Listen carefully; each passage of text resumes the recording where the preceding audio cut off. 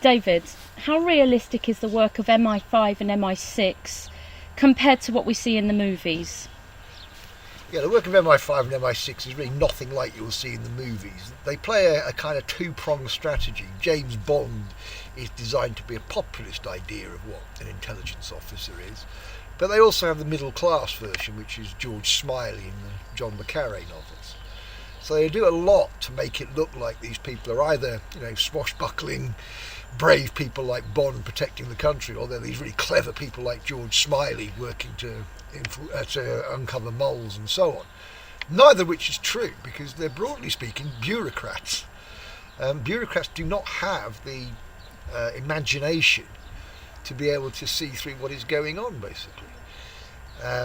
So the reality of MI5 and MI6 is, although MI6 do try and play up to that Bond image in some ways, and they are very good at getting information out of people, it is still nothing like it is portrayed anywhere publicly, basically. I tried to write a humoristic drama about MI5, which we wrote a script for the BBC, but they chose spooks instead. In fact, when they first talked to us about this idea, they had no idea for the programme, so I said jokingly, why don't you call it Spooks? And they did.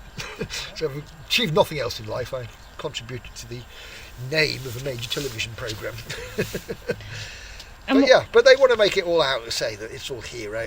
Say there's two versions of it, isn't it? They're either all evil and plotting against people, or they're all good and they're saving the country. Obviously somewhere in between is the truth, but there's not a lot of heroism in MI5, there really is, and there's a lot more bureaucratic looking over your shoulder all the time. In fact, there's a series called The Great British Holiday in the 90s, I think it was an Alan Bleasdale drama. And there's a great thing there where the MI5 officer's taking out an agent, and they go to Burger King, and he comes back and puts his expenses in, and the guy says, less than the flame-grilled Whoppers. That's much more like MI5 than Bond or Smiley, basically. It's a very small-minded, bureaucratic place. And one of the reasons I was blowing the whistle was that I realised it was so easy to dance rings around these people. Anybody genuinely intelligent could do that. So I was trying to, although I didn't know at the time, obviously trying to warn people of what was coming in terms of the intelligence shenanigans around things like 9/11 and so on. And all I can see is that, MI5 and MI6 have been totally taken in by that. When anybody who's done a modicum of research will know that the whole thing is, invented from start to finish. And what's your knowledge of John Dee and his involvement with the occult? What people have to realise is our ideas about how nation states came about are completely wrong. It does appear that nation states come from secret societies. There is a big dovetailing, I believe, between the secret societies and the intelligence services. In fact, I'm pretty sure there is actually a secret society out there called MI5, as well as an security service. In fact, all my life, I strongly suspected that MI5 did not stand for Military Intelligence 5 and MI6 did not stand for Military Intelligence 6.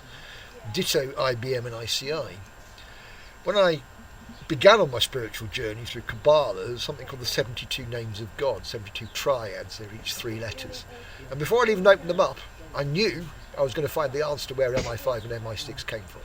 And sure enough, in there, the Hebrew letters that transliterate as MI5 are the name of God for unity, so domestic security services there to keep the country united. IBM is the name of God for design from disorder. IBM is a computer company. 1C1, which looks like ICI, is about the DNA of the soul. ICI is a chemistry company. And revealing the concealed is MIC, which sounds a bit like MI6, and the head of MI6 is called C. Now, if that was one of those there, people could say that's a coincidence, but 4 things from the names of God in Kabbalah, which have been the most secret things that mankind has had. They were only published in 2003. My research into them shows that unless you know what they are, you can't find out about them. You can read texts where they're describing them, but unless you know what they are, you haven't got a clue what they're talking about. So the greatest secrets kept by mankind, only revealed in 2003, explain the names of MI5, MI6, ICI and IBM, basically. Do you think they use these strategies within law to manipulate words and their meanings? Yeah, it's all about manipulating words and meanings. In the beginning is the word.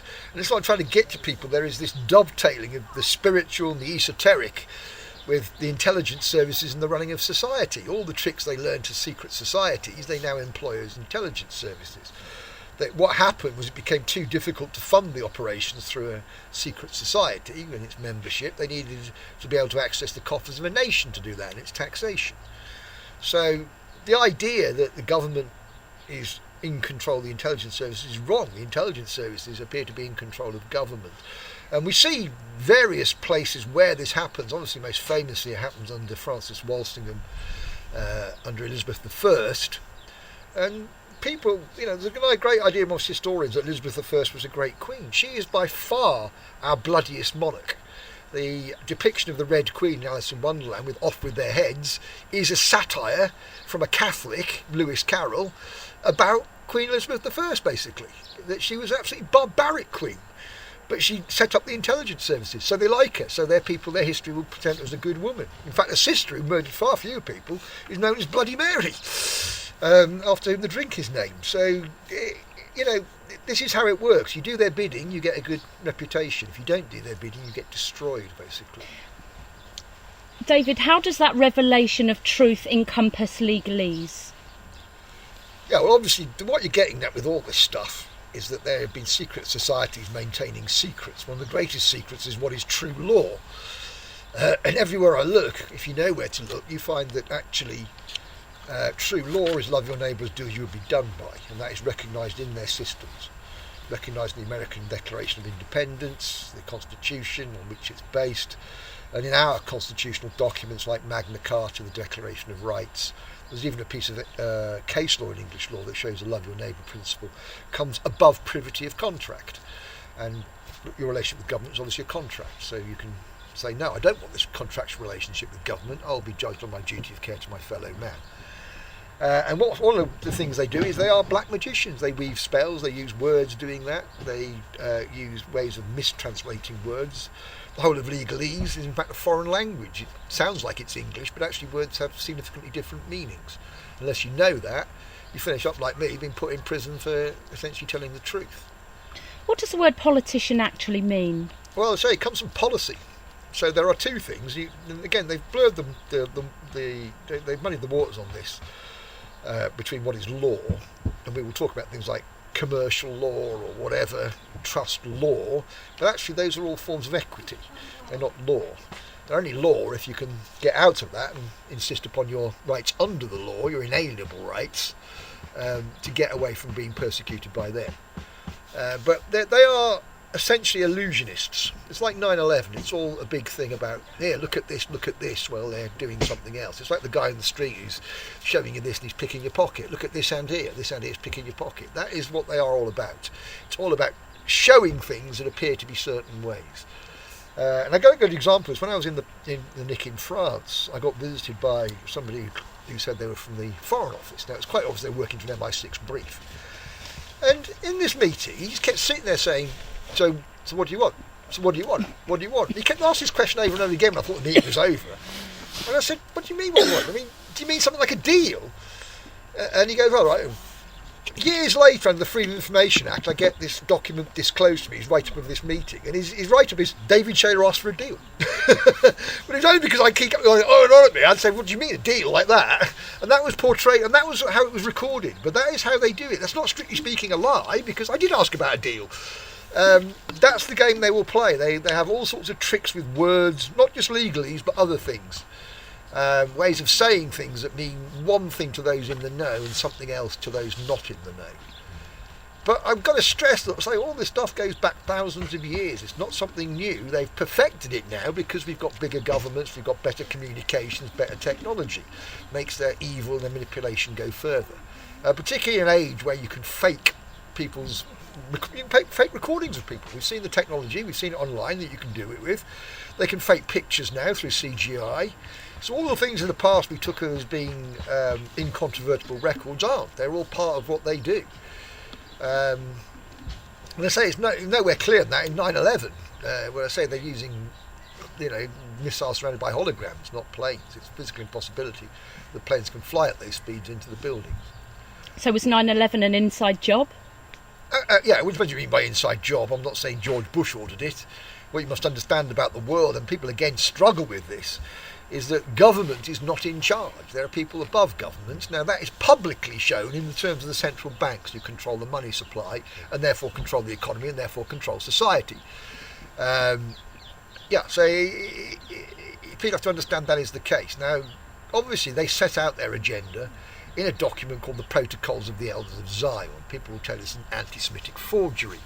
My first reaction is, if I paint an exact copy of the Mona Lisa, people would call that a forgery. So although this is not the official minutes of the Zionist Congress in 1897, it is nevertheless a faithful record of how people there decided to essentially subjugate humanity over the next 100 odd years. And those things come to pass. And when I first read the Protocols, like anybody else, I first heard about the Protocols. I don't read anti-Semitic nonsense, I'm not anti-Semite. But this is a good example of where you need to read and understand your enemy. And when I was first presented the Protocols, somebody gave me one evening, and I was literally reading at 6 o'clock in the morning, with a horrid fascination because I'd seen many of the techniques used against me in my whistleblowing and so on. So the idea that this isn't Zionist, it is Zionist. And obviously I make a distinction between Zionism and Judaism. The true Jew believes in the covenants that are set out in the Bible. And that covenant is made with mankind, and it says love God and love your neighbour as you love yourself. On these two commandments hang all of the law and the prophets. That is not Zionism. Zionism is a political idea, it's racist, it seeks to subjugate mankind. As I say, it's full of illusion. And there's nothing they like more than fooling people. Because they're psychopaths, they love it when people are taken in by things. There's nothing they hate more than being actually exposed about the truth about what they're doing. And I've seen this, the way they come at you really nastily and everything else. If you really, when you hit the nail on the head, because they come at you really, really hard, basically, and try and stop you doing that. And obviously the reason I fell out with the 9/11 Truth movement was over two issues, the issue of no planes and the issue of Zionism. I was not going to get on a public stage where my philosophy had always been that I would always try and answer a question as honestly as possible, to suddenly go no comment when somebody says, who do you think's behind this? Of course I'm not going to do that. And the 9/11 Truth movement was never conceived as an organisation. It was always an association of individuals in which no one had authority over anyone else. And that was the key to its success in the first 2 years. Now, part of that success, obviously, was partly to do with the fact that I was a public figure. I was the only public figure who talked to them at the time. And I was able to go around the country, give talks and seed groups. At the end of the talk, I wouldn't go away at the green room. I'd go at the pub with the guys, usually a bunch of blokes who were interested in 9/11, and say, why don't you set up a local group? So I was the central figure in that, but that wasn't through some sort of political nous. It was just the way it happened. Obviously, there are certain egotistical people who don't like that. And they will then turn on you, and they will use anything against you. What's your knowledge of MK Ultra? MK Ultra is what they used essentially as part of the mind control program in the 50s in the US. It links into all sorts of psychological institutes and psychiatric research and so on. Psychiatry is the work of the devil. They want to understand human psychology not to get the best out of us, but to best manipulate us. One of the things I find most fascinating about the MK Ultra program is the way they would try and reduce people. Now, you can't do it with everybody. It's only certain type of people you can do this with, but you can reduce them to a programmable machine, what's called a Manchurian candidate, who can be triggered by a certain word to go and assassinate someone, for example. And what's fascinating about that is the people on the MK Ultra program were encouraged to consume as much cocaine and alcohol as possible, but never to touch weed. And again, that would suggest to me that weed is the God plant and helps you see through their bullshit. It's got a definite spiritual role in terms of determining truth and justice. Whereas cocaine and alcohol, in fact, lower your consciousness. When you drink alcohol, you think you're a god. But that's only because you've so lowered your evaluation of yourself. In fact, as somebody who's drunk, you're more like an animal. You're not in normal, compassionate, intelligent human state, basically. So again, the whole pushing of legal alcohol, allowing the middle classes to take as much cocaine as they want, is all part of the control mechanisms that they learnt during MK Ultra. But it's quite clear that people like, for example, Sirhan Sirhan, who's supposed to have assassinated Bobby Kennedy in 1968, was what's called a Manchurian candidate, as was most likely Mark Chapman, who murdered John Lennon. There's all sorts of evidence around them that they were triggered by certain things. Sirhan Sirhan can't remember the incident. The forensic report actually shows that Bobby Kennedy was shot from behind with a bullet going upwards. Sirhan Sirhan is about 10 feet in front of him. There's no way that the bullets he was supposed to be firing could be responsible for Bobby Kennedy's death. This never came out in court because there was no issue of innocence. The argument the defence made was that Sirhan Sirhan was was mad essentially, and therefore was not fit to stand trial, and therefore they put him in a mental institution. But this is a good example as well of the legal system, where you think the prosecution and the defence is an adversarial system. It's not. In reality, the whole of that goes back into the law society. They're both on the same side, and I know in my case what they did was essentially met the judge beforehand, they decided it all and carved up the money off your bond that they can claim to make some money out of it. Basically, that's how it works. Again, so you think that Sandhand's lawyer is a defence lawyer is trying to do the best for him. He's not. He's playing a game with the authorities that means that we don't get to see that Bobby Kennedy was assassinated by a police officer. And the same with John Lennon, more or less. John, you were just briefly talking off camera now about Paul McCartney and how there is some fairly compelling evidence, if I put it politely, I'm absolutely convinced of it, that Paul McCartney was replaced in 1966. The real McCartney died. And the evidence that appears to be the case is that John Lennon, who knew about this, all the Beatles were on it, was going to expose that, and that's why he had to be killed. He wasn't just going to expose that, he was going to come back to Britain and become a kind of messianic figure, leading the charge against Margaret Thatcher and the Tories at the time, but also exposing what he knew from being, how they covered up the death of McCartney. There was no way they could allow that to happen, so they used a Manchurian candidate to kill him, basically. Simple as that. And again, people who don't understand this stuff just need to look at what you can do with a human being if you reduce them to nothing. We know from all sorts of psychological experiments that there are certain people who will be given the chance, will be overbearing on their fellow man and authoritarian. There are certain people who will accept authority. I'm not saying that the average healthy-minded human being would be like that, but given the world we live in now, where people are worked to death, their food's poisoned, the air they breathe is poisoned, the water's poisoned, you reduce people to a very low spiritual vibration that makes them suggestible and controllable.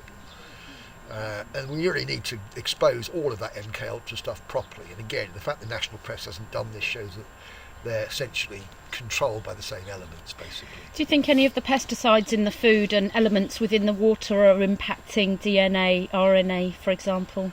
Yeah, all the poisons in pesticides and water and so on are designed to affect our DNA, basically. They're essentially trying to weaken mankind. They've been doing this. The BBC at the end of the 20th century brought out a documentary series called The People's Century. But it was only the People's Century from the point of view of the intellectuals. Actually, it was the corporate century. We had far more government power and invasion into people's lives. We saw things like Nazism, fascism, Sovietism that would not have been possible in an era without mass communications. And any rights that were supposed to have been won in the 20th century, we very quickly saw with the turn in the 21st century that they were meaningless. And they took them away from us straight away with things like 9/11. So this idea of history and so on, it's not true. It's simple as that. We know essentially that they will only allow us to see documents that we're allowed to see. Anything that's more interesting, they will not allow us to see. Do you ever have any contact with David Icke? Curiously, my only time I spoke to David Icke was on the phone in June 2007, shortly before my awakening, and he invited me to the Isle of Wight where he lives over the period where I'll be going through this, essentially my full-on awakening, which I find enormously suspicious. Since then, I've tried to contact David on several occasions about getting together and doing stuff and the impact, if we could share ideas and so on. He's never replied to me.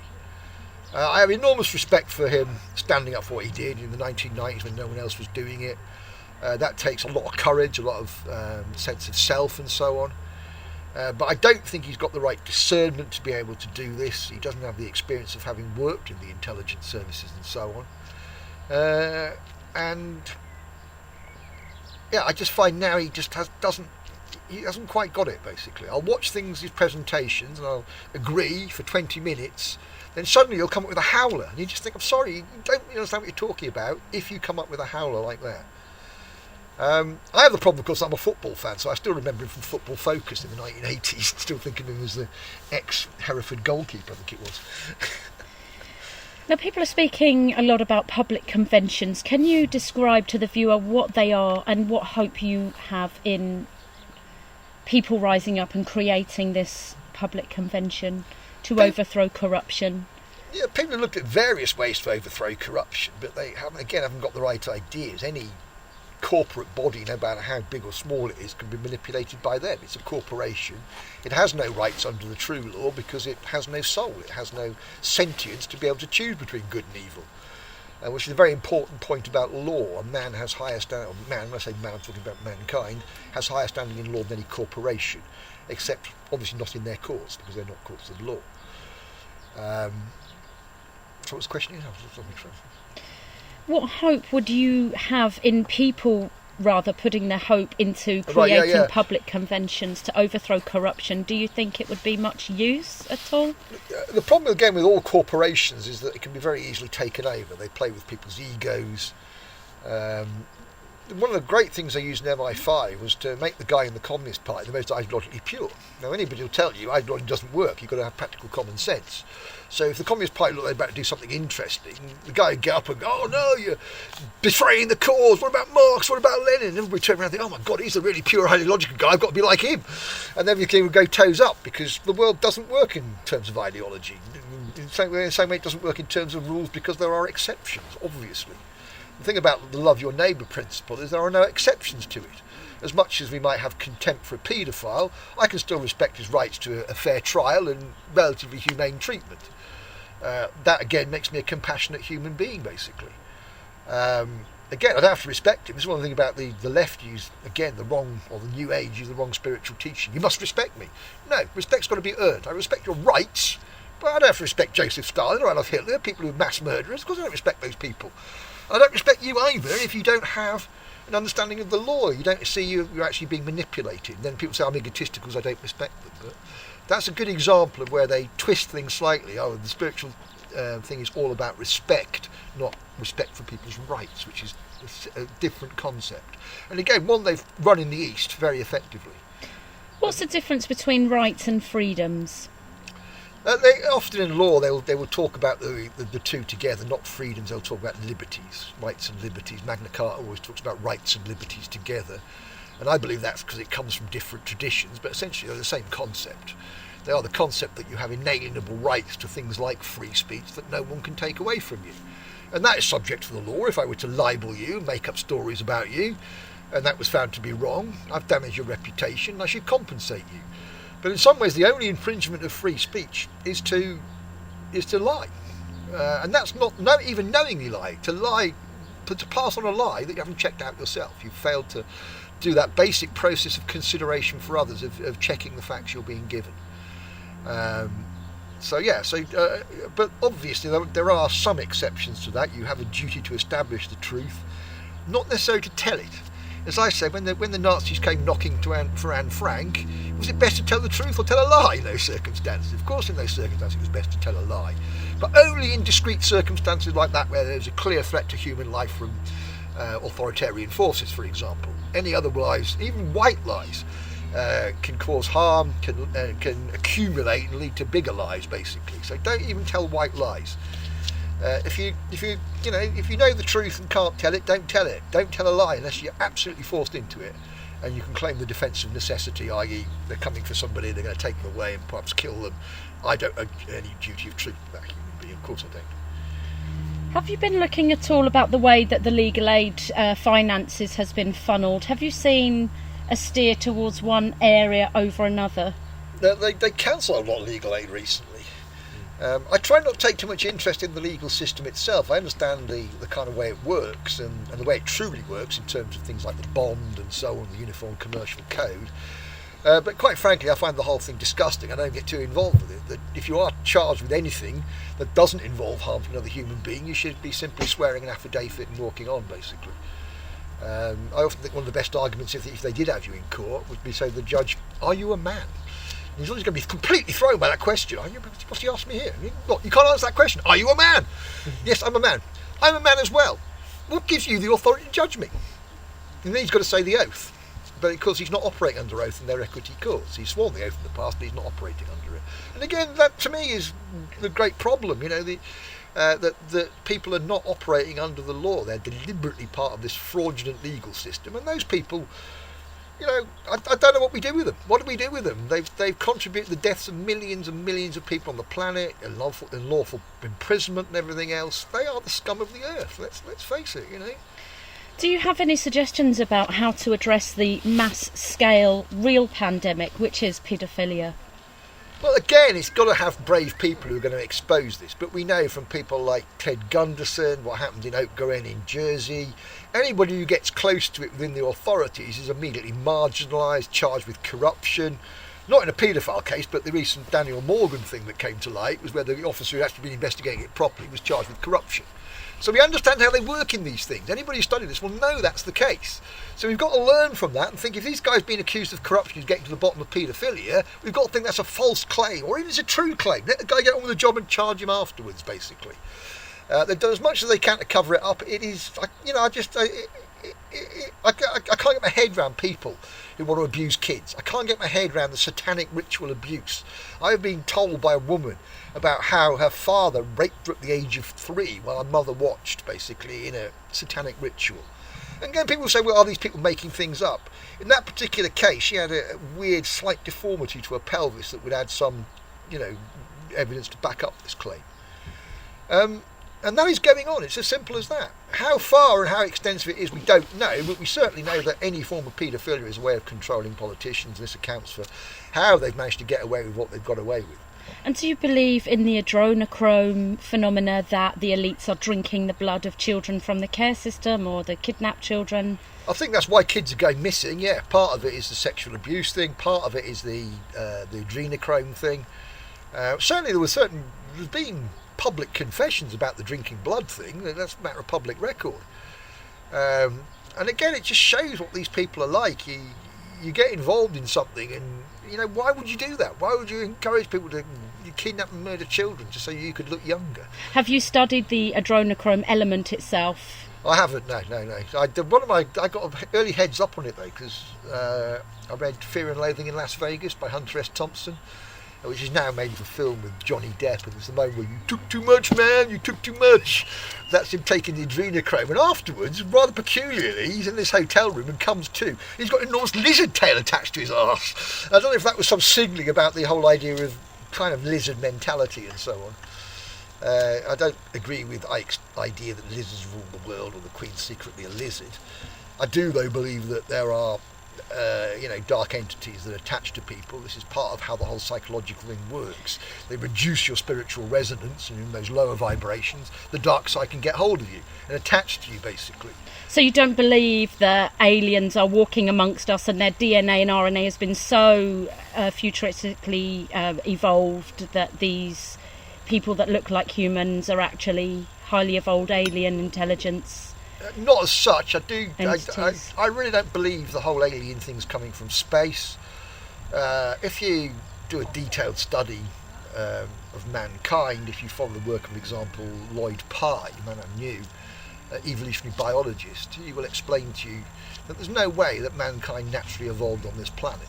The idea of Darwinian evolution is the gradual change, that random mutations will create a new species. But when you really examine that with some idea of reason, you realise that there has to be a random mutation in enough of the species to sustain a new species, and the random mutation has to mean that the male and female can still reproduce afterwards.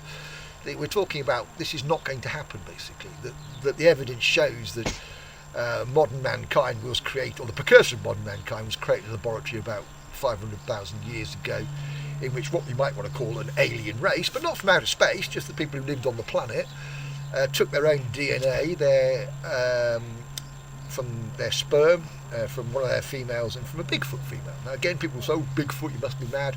All sorts of evidence of Bigfoot, tracks and so on. It's incontrovertible fact that there is no identified hominin living in North America, basically, at least. They haven't captured one. That's because there's thousands and thousands of miles of forest and they don't come anywhere near us, basically, because they don't trust us. But nevertheless, that's what happened. That explains, for example, where female breasts come from. The closest thing that science says to others on the planet are the primates. Primate females do not have breasts, but the images we've seen of where they've been recorded of a Bigfoot female, they have big pendulous breasts. It would explain the weirdness of mankind, how we are kind of nature but not of nature. Since then, there have been about 66 interferences in the human genome. people will tell you that the reason we're different from the apes is we have 23 rather than 24 pairs of chromosomes. But those 2 chromosomes have been clipped over by somebody. It's not something that's happened as a random mutation. So there have been, we're all descended from those kind of aliens, basically. They, in myth, are called the angels, or the archangels, or the cherubim, or the seraphim.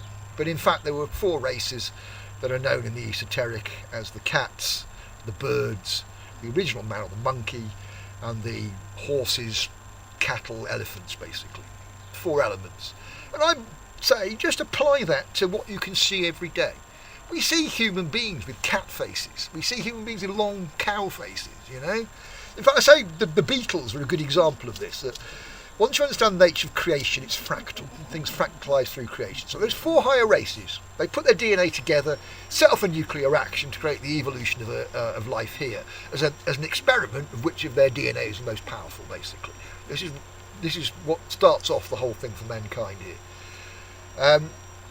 So let's roll the clock on to right near the end times and the Beatles. John Lennon, beaky nose, looks like a bird. George Harrison looks like a cat. Paul McCartney looks like monkey, man. Ringo Starr, long face like a cow, cattle. It fractalises through. You can see it. It's very easy to understand creation once you understand the patterns of it. And that's again where the intellectuals don't understand these things. So we all have alien DNA in us. In the old days you would have called it archangel DNA or whatever. But it's in all of us, it's not just in some. The belief in a bloodline of any kind, they believe it comes down from the Anunnaki in inverted commas. And I believe obviously there were different aliens, some trying to help us, some not. And that, in fact, what we should be calling those things are the gods. That the gods lived here amongst us in the past. That changed, but at one point the gods were living amongst us. In a way, you say that people knew they were God. They have all these things with, pharaohs, or examples where they've discovered weird mummies that have been kept by societies for 2,000 years. And they say, they revered their king. No, they didn't. They don't revere an earthly king. But if God came to your community and lived there, and his body doesn't decompose, you're going to keep that as some totem, as a reminder. In fact, that's what you see about every 2,000 years. We get a major prophet who tries to set things back again. The last one was not Jesus Christ 2,000 years ago, but a man called John the Divine, who wrote 3 of the Gospels and the Book of Revelation. Who tells you what the law is, The law is in the Torah, the original Hebrew Bible. Love your neighbour, you love yourself, and love God. But it's not specifically referred to as law. You're supposed to work that out for yourself. But instead people follow the stupid rules in the Torah, like the Jews do now, about eating shellfish and circumcision, which is all mistranslations. It's all mistranslations. The original Hebrew word, milah, which they use for circumcision, means the word, to be worded by God. Not to cut off the end of your knob, basically. And again, it's one of the greatest control mechanisms. I'm sorry, if you're going to cut off somebody's foreskin, and it's not just the foreskin, it's part of the tip of the penis, you're desensitising someone, you're making them a kind of half a man in some ways. And I do believe this is why they've managed to essentially keep the Jews under control so well over the years. They've been so willing to listen to what the Zionist elite have said. But I say it has no part in the true interpretation of the Bible. If you go on from this, I say there is obviously other theories about the bloodline. The bloodline has in fact come from Jesus Christ and Mary Magdalene.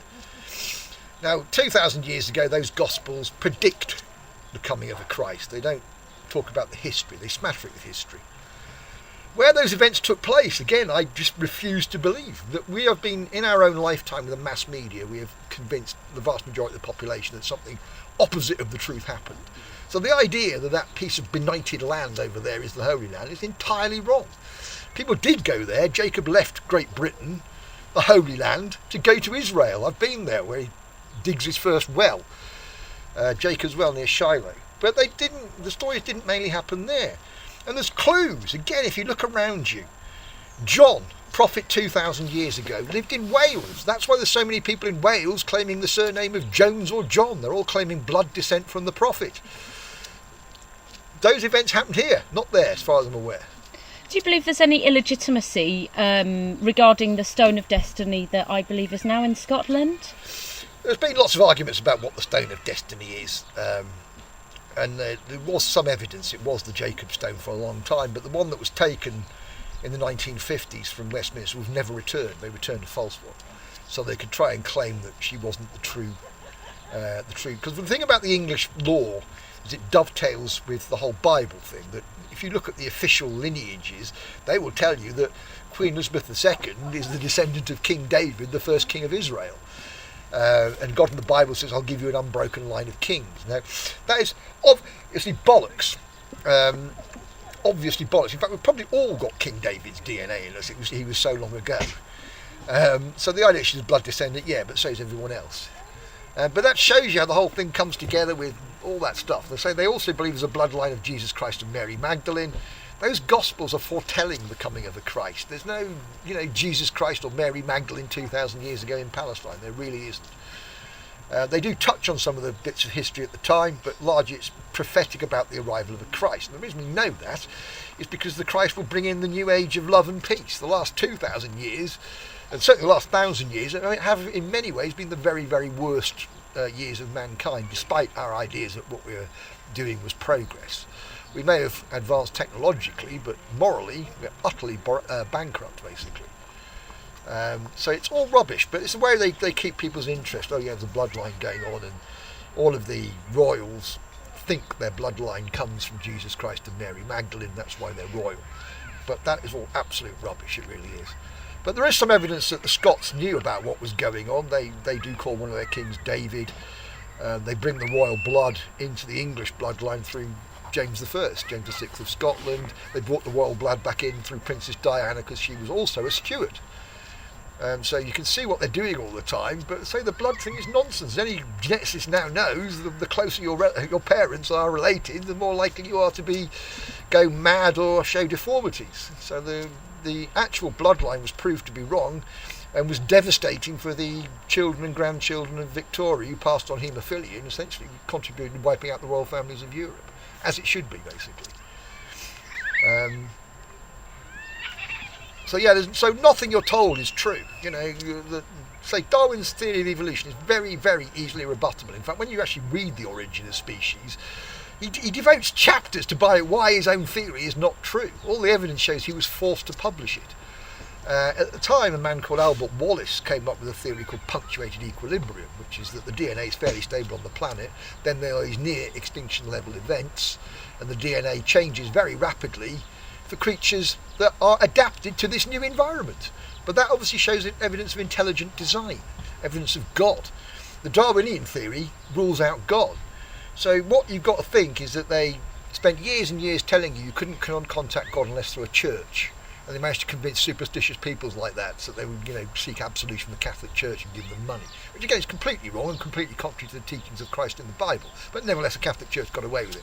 But then when science starts to take over, that's no longer going to hold sway. So you've got to find another way of reducing us to convince us that we're not gods here, potential gods, that we are in fact just some kind of animal, and the Darwinian idea is popular that we're just some kind of highly evolved monkey, basically. Why do you think he's buried in a church building?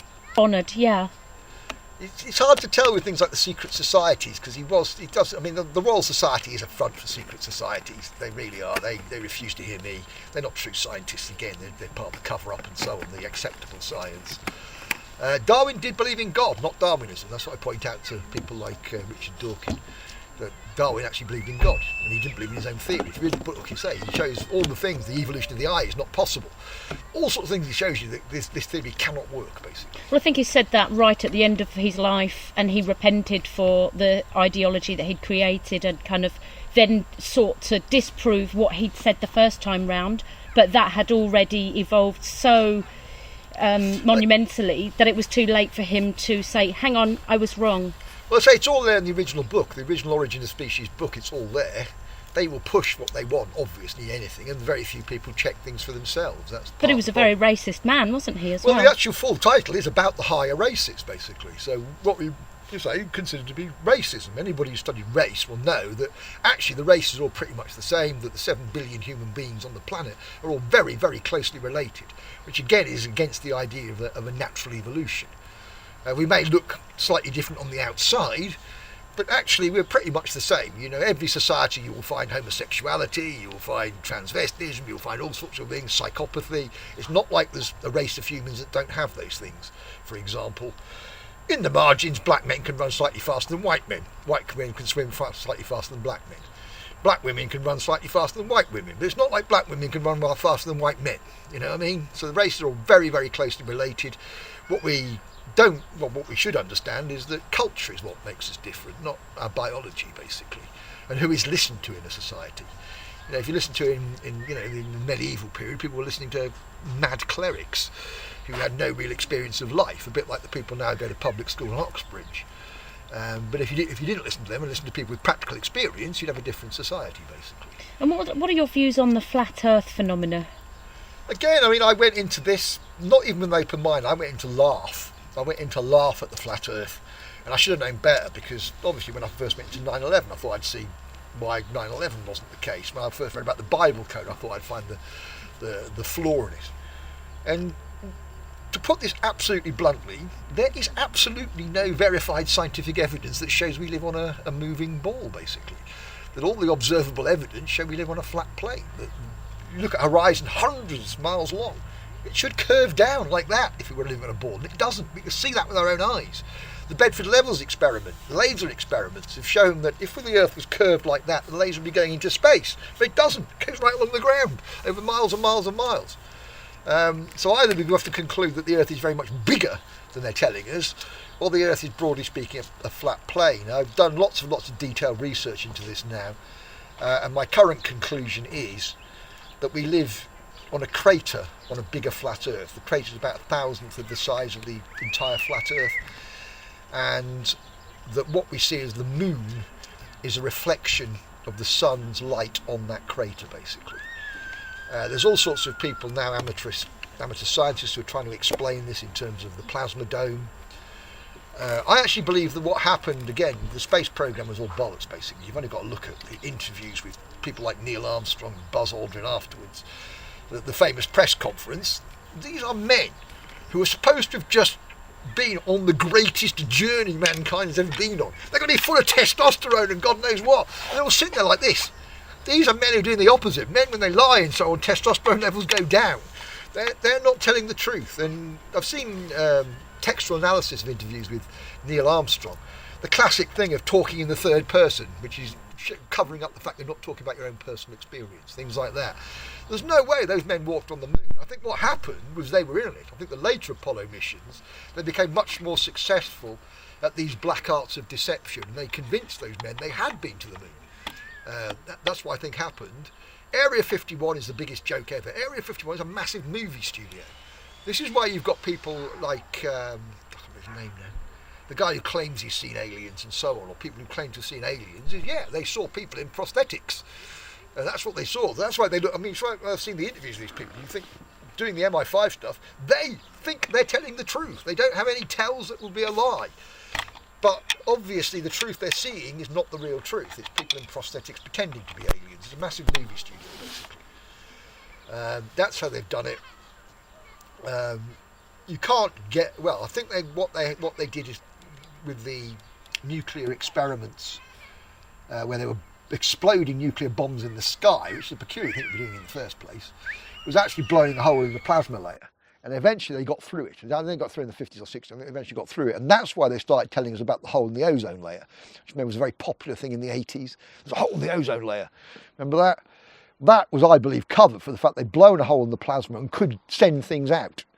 And you look at what you see now, anything you see that's supposed to be from a Mars rover or whatever, has been shown to be images of the Nevada desert and so on. Literally, they've just made it look a bit more red. So it just looks exactly like they've just gone out in Arizona and photographed Arizona and said it's Mars. But some of the ones from above are more interesting. One of the ones, they will show a dome on Mars. This is official NASA stuff. And I actually believe that is our dome in the crater they're showing us, basically. And I actually believe that what Elon Musk is doing, he's not going to Mars, another planet. He's trying to find another crater that they can terraform to be like the Earth. The problem is they can't do that because they don't know how to create the proper plasma field over the Earth. And it also needs a sun as well. And there are complications with the sun. That, again, I will tell you that the Bible is scientifically accurate in everything I know. And therefore, when it says in the Bible, God created night and day, about 2 days before he creates the sun, there's clearly a mechanism that's creating light and day that is not just the sun, basically. So we appear to have some kind of two suns that is referred to in the esoteric as sometimes as the black sun or whatever. Did you ever do any research about the Large Hadron Collider? No, I'm in two minds about that as well. Say, like, part of the reason for NASA is a way of fleecing the American government, basically. Post-Second World War, it's almost like these people, and again, the Zionists are much more Marxist. They don't like freedom and free economies and things like that. So it's almost like post-Second World War, they ran this experiment. The USA, free markets against the Soviet Union, central control. And it was so successful in America, compared to the Soviets, they had to find a way of stopping that. So they basically defrauded the American people with that space program. Because by that point, they're not even getting beyond the plasma dome. So they're just basically taking billions off the American people, which at the time, if it had been invested in infrastructure and the people, would have meant America would have become an even bigger world beater. But instead, crucially creates levels of poverty and disorganisation that the Zionists can then work with. Yeah. Going back to post-whistleblowing and the strategies that have been used to destroy you, where are you right now in terms of being able to access the basic human rights for bank accounts, doctors, dentists, housing, work? How is life for you now, David? Well, I've formally eschewed all of that. Because what they'll argue is if you take a benefit from their society, you've got to take the downside, so you've got to obey the legislation and so on. This is not true, but that's what the argument they will use. And this is how they've got people into their system, is through national insurance, and the NHS is one of them. If you register with a doctor, that's a privilege of a society. Somebody with a vote as well. A vote is not a right in a society, it's a privilege. And therefore, if you're taking privileges off that society, you register to vote or you register with the NHS, you are taking the privileges and benefits, and therefore you've got to take the downside as well. So I don't have access to a doctor or a dentist, but in some ways I think that's why I'm in such good health for my age, is that, I haven't been conned by any of that stuff. I won't take their pharmaceutical things. It's all evil. The best medicine on the planet is marijuana. I've used it on occasions to save my life. If we'd actually invested in marijuana for the last 50 years rather than banning it, the people will be a lot more healthy at the moment. Again, the reason it's banned is because the pharmaceutical industry is so powerful, and because in some ways the pharmaceutical industry has always had this idea with using vaccines to make us sick. There's all sorts of evidence that vaccines caused AIDS in gay men in San Francisco, caused disease in Africa through vaccination programs. On the record as using it to sterilise women. This is a matter of public record in Kenya and the Philippines. They've used it to collect DNA from what they call suspected terrorists. It's, the vaccination program is out and out evil. There is no evidence it works, absolutely none whatsoever. In fact, when they've done things, they always quote this famous thing that happened in Switzerland in the 1880s. They'll say, they stopped vaccinating and people started going down with the measles again. But when you actually look at the data, the people who went down the measles again, half of them have been vaccinated. Which leads me on to the next point. We were talking earlier about the dark arts and black magic and things like that. I'm reminded that the word pharmacy is the Greek word pharmakeia, which translates directly as sorcery. It's got several translations, but one of it can be a medical treatment. This is the problem, is people translating the Bible. Because of the nature of English, we have far more words than anyone else. There'll be one word in another language. So people looking at that in the context of the prophecy and so on will think, it's sorcery, it's black magic. But actually, one of the meanings of that Greek word is simply a medical treatment. So they will take over the world, not through their sorcery, but through medical treatments, through the jab. So this is prophesied in the Bible. Healing, the caduceus. Yeah, the caduceus is held to be, it can be a depiction of the spiralling DNA. But yeah, I find the Bible a highly prophetic document, basically. Do you think Hollywood movies are a prophetic insight into futuristic, suggestive notions? It's hard to say how much of it is them consciously using what's called predictive programming, preparing us for events by showing them in fictional movies and so on. And obviously a very good example of this is the Channel 4 series Utopia airs in about 2013, 2014, in which it's all about them supposedly releasing this deadly virus, but the twist turns out to be it's not the virus, it's the vaccine. It's got a sterilising agent in, and that's how they'll depopulate the planet, which could be a model of what's going on now. That, to me, is probably a fairly obvious example of predictive programming. But there's other things, like, for example, things that just almost defy belief, but anybody will tell you that famously in The Matrix, which is a modern retelling of the prophecy, it's a modern retelling about emergence of a hero who takes on darkness. We'll tell you that when he's first interviewed by Mr. Smith, he puts his passport out and his passport expires on the 11th of September 2001, but the film was made in the late 90s. And do you believe the COVID vaccine is charged with nanoparticles that will be activated by 5G to sterilise the mass of humanity? I think the whole thing about the vaccines is they will work in context with 5G. We already know that wireless is extremely bad for us.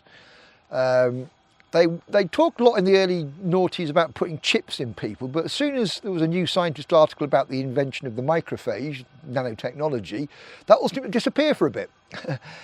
So it's clear that they prefer nanotech to planting chips in people, but I imagine it would have much the same effect. But again, I actually do believe that if you are a healthy, spiritual human being, these things can't work on you. It can only work on you if you're in the darker vibrations, basically. But that is part of it, whether it's to depopulate through sterilisation, or whether it's to actually just simply mind control, or to just be able to kill people with a flick of a switch. You get too interesting. Also, of course, we know that what they're doing is rewriting your DNA. This is what we've seen already through the scientific research, is the jab is not localised. It's going to other organs and rewriting the DNA there. And they will argue, a bit like under copyright, that once 50% of those genes are theirs, they own you. Because that's what they use, really. They're not using the legal system in equity. They use a perverted version of what's called property law. And it's all about whose property it is. So do you believe that psychiatry has evolved into this scientific level of AI that will control the human being, rather than the one flew over the cuckoo's nest, frontal lobotomy? Well, I think all of psychiatry is evil, partly because it only understands the mind, and the human being has a soul. Often what can happen with psychiatry in terms of people going back to traumatic events is they only bring them into the present and don't give any people how to deal with that in the present. So they're actually making it worse for people. Studies have shown that actually psychopaths become better psychopaths after therapy, because they learn from their psychotherapist the things they're supposed to say, so they get better at fooling other people. So psychiatry is out and out evil. And it's obviously pseudoscience. We know from the famous experiments, I can't remember the name of now, where the guy sends people into the mental hospital to say that they've heard the word thud. And God knows how many of them get sectioned. And he comes in and says, none of these people are mad, they're all perfectly insane people, and you sectioned them. And the response to the hospital is, right, okay, if you send people in, we know that's going on, we will spot them. So 2 months later, he goes in there and they say, we've spotted these people here, they're all the people you sent in. He says, I didn't send anyone. So it just shows you that psychiatry is a pseudoscience. It works hand in glove with Big Pharma, and they're essentially putting poisons into your body. When you look at the research into those pharmaceutical drugs, they have no benefits over and above placebo and return to mean. And to be clear, what return to mean means is that we naturally heal ourselves. And certain people are affected by what they call the placebo effect. You give them a sugar pill and tell them it's some sort of great chemical, and they'll be cured by it because of suggestibility. So none of the pharmaceutical drugs work, but they've been a great source of funding for the New World Order, who are in the process of subjugating mankind. Do you believe that Joe Biden's election campaign was a steal? Yes, there's no doubt about it. If you're actually watching what happened as it was happening, it was weird how Trump was in the lead in various places, and there were votes coming in, and suddenly there were no votes for Trump, and 80% was going to Biden. Again, Trump, whatever you think about him, at least tried to stop the paedophiles and stop the trafficking of kids and so on. And that's why they hated him. Did he go for the underground tunnels, the DUMS? Did he try to highlight that? God knows, I don't know. I mean, in the end, Trump didn't do what he was supposed to do. I don't think he disappointed enormously, but that just shows how much power the other side have. And what's disgusting is the way that Liberals, because it's Trump, have no interest in their election being unfairly fought, which should be the foundation of a democracy, fair elections. And they were, the Liberal media turned against him. He did nothing worse than any other American president. In fact, a lot better in a lot of areas. He didn't start wars. He didn't do a Guantanamo. And these are all things presidents done in the past. I explain to my liberal friends, and they say how terrible Trump was. I'd say, well, Bush did this, Obama did this, which is far worse. But that's the problem. I find it very difficult to get around the liberal mentality, but in something I do understand it. It's the mentality that everybody else is wrong and I'm not. I'm not responsible for anything. And again, that's the psychiatry thing. They try to encourage you to think that you're not responsible because terrible things happened to you when you were younger or whatever. But live with it. You know what I mean? There's been plenty of people in history who've been made stronger by that, by overcoming it, basically. So psychiatry is out and out pure evil. And again, on one level, we can prove this. Because those pharmaceutical drugs are tested as single drugs. Psychiatrists are prescribing this in combination. So again, there is no evidence to show how these work in combination, and therefore we can hold psychiatrists liable in law because they are negligent. There is no evidence to allow them to do what they do. Although they try to use that with COVID, that it's safe and effective because there's no evidence it isn't. You haven't looked for the evidence. Absence of evidence is not evidence of absence necessarily. Talking about world players, which country's intervention into our little island do you have more faith in? I'm talking about Russia, China, America. I have faith in none of them. None of them. I mean, the only question that needs to be resolved is how far the Zionists are pulling the Chinese strings, or in fact the Zionists were sent into the West as Chinese interests. I can't quite come to a firm conclusion on that. Certainly China has a very old civilization. They've been manipulating for a very long time. They would know all of these black arts, basically. China had a chance to take America in the 13th, 14th century and didn't. It's almost like these socialist societies are very, very bad at innovation and energy and pioneering and so on. So it's almost like what they did was sat there and said, right, we'll let the West, where we've got people with an entrepreneurial spirit and pioneer spirit, we'll let them sort this country out for a few hundred years and then we'll take it when they're weakened. That's almost like what happens with China. And I say the adjective from China is Sino and Zionist. It's so close that I'm not sure whether somebody isn't playing with us with words again. So I'm still not quite sure which way around that is. And obviously China has a completely different relationship with its central bank than we have. The Chinese Communist Party owns 75% of the Chinese central bank. In this country, we're not allowed to know who actually is deciding the national debt. People have never heard of this. I've done the research. In 1977, the people will tell you in 1946 the Bank of England was nationalised. This is only part true. In 1977 they set up a company called the Bank of England Nominees, which reprivatises the Bank of England essentially. It has two shareholders. They're the only shareholders not to be named in history. They've got a government exemption. They don't trade, so they don't have to publish accounts. Because they're making their money off interest, that's not trade, so they don't have to publish accounts. And they are the nominees of the people deciding the national debt. They're not the actual people themselves. So through public research, and they're not named, so you're 2 steps away from knowing who actually is pulling the strings in this country. I don't think any country is good. I think they're all subject to the central banks. I think what we've got to look at is the quality of each individual human being and see whether they are trying to live in love. And do you think that the Russians have more morality and ethics than the UK in terms of honouring women's rights, motherhood, etc., etc.? There's lots to be suggested that certainly that they have a more traditional view than we have. They haven't gone down these roads of what seems like crazy gender and sexual orientation things, which are going totally out of hand. I mean, I don't define my life by being a heterosexual or being a tranny, basically. Why would you want to define your life by how you exchange bodily fluids with other people? You know what I mean? A human being is much wider and more complex than that. And again, this is just about creating division and small-mindedness. It's anything that can distract people from the true way of the law and love your neighbour. Obviously, I don't think people should be persecuted for their sexuality. I really don't. But the idea that you should then somehow raise them on a plinth at the expense of other people is equally wrong. It's discrimination against other people. I don't believe in discrimination in any form. Putin, as I say, is way above all other world leaders. He's understood what's going on, and he does a lot, therefore, to protect his people. But really, there is far more individual enterprise under the Chinese Communist government than there is in this country. We've given over to big corporations. The Chinese still have a massive amount of small businesses and so on, small stuff in exchange and trade going on, which we don't have. So it's weird that there's more entrepreneurialism under a communist government than there is under a supposedly free government. What do you know about the Quad Group? You never heard of them. Okay, move back onto that. David, are you gay? No. What does it mean to be a transvestite to you? To be a tranny, I'd say there's different things going on with being a tranny. I'm a transvestite, which means I wear women's clothing, but I'm not just some bloke, getting off sexually in his girlfriend's underwear. I believe that I adopt the persona of a woman when I'm dressed as a woman.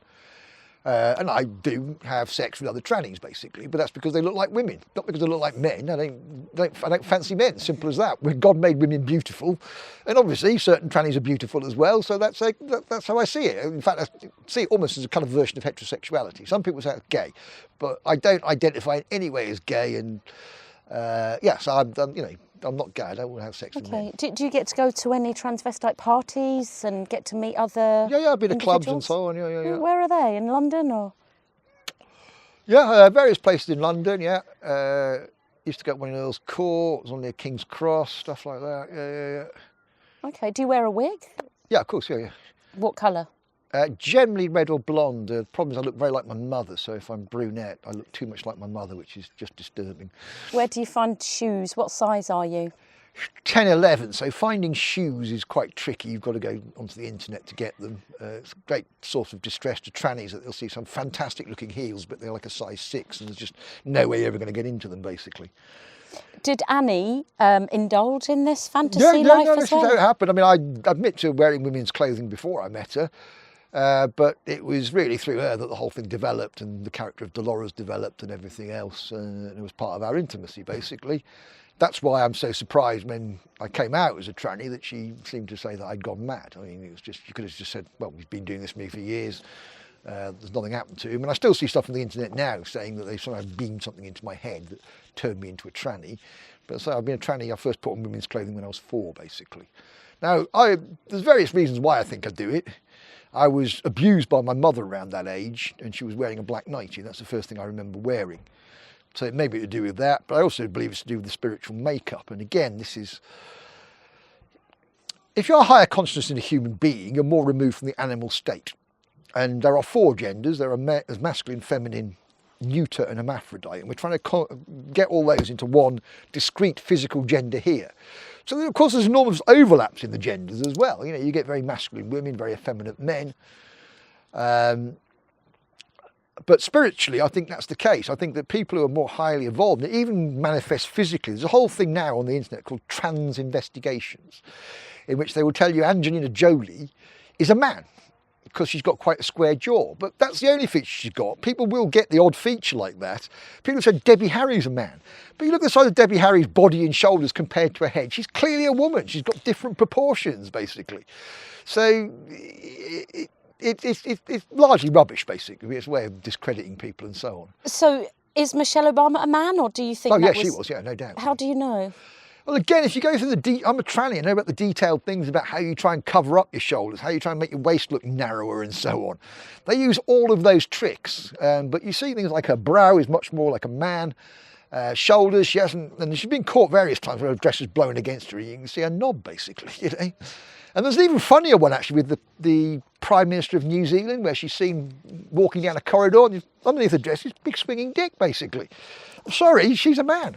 And again, you can see with her that she's probably had a jaw shaved to make her look a bit more feminine and so on. But no, the whole idea that all these people are trannies and so on is bollocks. Michelle Obama's a tranny, but they try to essentially muddy the waters as they do by accusing lots of other people of being trannies. But I do have suspicions about people like Justin Bieber, for example. I've seen things of him where they've clearly replaced his hands in the photograph. And again, that's a good indicator, his hands. Generally speaking, even when man's hands are small, like mine, they're much thicker and gnarlier than delicate women's hands, basically, and feet and so on. The various things I say you can look at, but I say there isn't a crossover anyway. We get effeminate men and masculine women. You've only got to look at certain types of butch lesbians who will have the same developed kind of forehead as men, And one of the reasons we know that the Mona Lisa is Leonardo, or is at least a man, is when you examine it, the reason it hasn't got eyebrows on it is because, again, it's got this forehead much more associated with a man. And it uses all the tricks that trannies use. You've got a drape over their shoulders. There's something hanging down by the neck to make the neck look slightly concave and not straight and wide like a man's neck, basically. And anybody will tell you, know the tricks as well with makeup and so on to change the position of your cheekbones. That's all part of the kind of illusion you can do. But yeah, the transvestigations are largely rubbish, basically. But I am suspicious in certain circumstances. And I say, Michelle Obama, there's no doubt to me. I mean, Obama's even on record a couple of times being caught calling her Michael, basically, which is her real name. So yeah. And again, there's nothing they like more than that. There's nothing like more than fooling the people and laughing at them and so on. And then obviously discrediting people who get the truth and say, look, she's a tranny. And oh, look at those people, they're idiots. They think she's a tranny, you know. And I've had this when I was on the EK Village. People literally screaming at me about what an idiot I must be to think that, rather than me saying, I'm trying to explain the evidence why I think that. I'm a transvestite. I will know the evidence, you know. There's the whole problem with cognitive dissonance. If you put a lot into a society, it's very difficult for you to then abandon all of that because it's all tied up with your identity and so on. But you have to do that. I say my great thing was I was never part of their society. I was an outsider for coming from the north and so on. I didn't go to Oxbridge, things like that. So I didn't find it so difficult to be able to disown everything of their society. But people have a tremendous trouble with it. Okay, 2 minutes. What do you think? Yeah, I think we've covered quite a lot there. Yeah, I didn't want to go too much into the transvestite because I thought it would be one entire show or documentary podcast. Okay, so cameras rolling. Okay, David, can you talk to us about the 2007 Messiah press conference? Yeah, obviously I did give a conference to the media, essentially saying that I was the chosen one of God. To be clear, what I'm talking about here is the issue that has been talked about by many different cultures over many millennia. It's not a Judeo-Christian idea, although obviously in the West you would say Jesus Christ. But the Buddha holds an idea of a Messiah coming in the end times. The Sioux Indians, the Hopi Indians, the Indonesian tribes, a wide variety of cultures across the world have held this idea. So it's not just purely belongs to Western society and the Bible. And to give you an idea of how I came to this, now obviously when I blew the whistle, I could claim to be an atheist, some way more atheistic than Richard Dawkins, basically. I was very cynical about, you know, what I now, well, I still call now New Age drivel. Very practical, very sort of focused on evidence and so on. And obviously I was gradually taken on a journey in which first, essentially, you have to have your belief system destroyed. And obviously as an atheist, I had a very strong belief in mankind's justice and fair trials. Obviously my experience showed me that was not the case, that we didn't really have justice as mankind. And weird things happen. I mean, it's like the first step really is in Belmarsh I read the Sermon on the Mount to a prisoner who can't read, and I actually realised that I was living by the teachings of Jesus Christ in the Bible, not the church of course, but the teachings of Jesus Christ in the Bible, which are very pure, about standing up for truth and justice, about standing up for peace. And at the time, of course, Bush and Blair, who claimed to be Christians, were actually prosecuting an unlawful war in Iraq. So it had me cause to believe that actually, yes, there's some great rift here in what is supposed to be, what is perceived Christian teaching and what is actually the teaching of Jesus Christ. And I was actually filled with the Spirit. I didn't know what was happening at the time. I just felt very odd, but I've come to know that feeling that when you're on the right track, God comes to you and fills you with this most sublime energy that goes beyond any sexual or drug experience. It's about a harmony and understanding with creation. But I actually bought the Bible Code. To be clear what the Bible Code is, it's the original Hebrew Torah, the letters of which have been preserved for at least 2,000 years, if not much longer. And that is the first 4, some say 5 books of the Old Testament, when they're translated into English. And the idea is when you use the Torah, if you use regular skip codes, like every 4 or 5 letters or whatever, it will spell out things to you. And most famously, the guy who's researching it put in the name of Yitzhak Rabin in 1995, and it crossed a line in the Bible saying assassin will assassinate. So he got in touch with Rabin. And at the time, there was a peace process going on in the Middle East. So it was highly unlikely an assassin would assassinate Rabin. And yet what happens is he is assassinated. And this is the great strength and drawback of the Bible Code, was once you knew the name of the assassin, you put that in, it crossed the same part of the Bible, a man called Emir. And then he started doing other things, but you've got to be quite discerning with the use of this tool. He uses it to say that Osama bin Laden carried out 9/11. But that's too broad brush. That Osama bin Laden will be blamed for 9/11 is what the Bible code is telling you, not that he did it. But I obviously, when I read about this to start, I thought it was rubbish. I thought, well, I read it, I thought I would actually see the flaw in it and I could just put it to one side. But as a true rationalist, I couldn't see the flaw. So I thought, well, other people might have done. So I started reading up about the Bible code. And that took me on the whole journey through the esoteric, through the world of Templars and Freemasons and what really went on at the crucifixion and all that sort of stuff, basically, and took me into a thing called Kabbalah, which people will tell you all sorts of rubbish about Kabbalah. Kabbalah is the source of all religious and spiritual knowledge on the planet. 6,000 years ago, a prophet called Zoroaster basically made it secret. The dark age of 6,000 years, what's referred to as the Kali Yuga by the Indians, is the dark age, not 400 AD to 1000 AD as people hold in history. And eventually I went on a conventional spiritual journey. I decided that there was something beyond these four dimensions. I wanted to find out what it was, which is what all spiritual inquirers are trying to do. I made a very conscious decision, meditate for the first time on the 27th of December 2004, meditating over the names of God, the 72 names of God, in the chance they would work, and it seemed to work. Things seemed to happen in my life. The issues that had been blocked suddenly became open again, life started again, joined the 9/11 truth movement. But all the time reading the esoteric, I knew there was a secret that no one else had understood. I didn't understand it, but I knew that if I carried on reading the esoteric, that I would get there. It's not a direct process. It requires a lot of revolving and spiralling around information. It's not a direct argument.